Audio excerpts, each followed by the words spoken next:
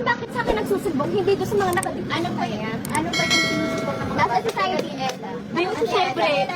Pumunta kami sa Ella. Ang society kanina, Ella. Kami pong dalawa po ni Ella. Kami pong dalawa. Sige, magsabi na kayo, magsabi kayo. Harapan, para nakikita nila. Yung ganun na lang. Wala po. Siling, Umalis? naganon ka na sermonan ka dati. Pero alam mo kung gano'n ka. Alam mo na si Kuya Eric, kung gano'n ka. Kailangan nagsalita nga rin. Ano po kasi, that time po kasi di ko iniisip na ganun.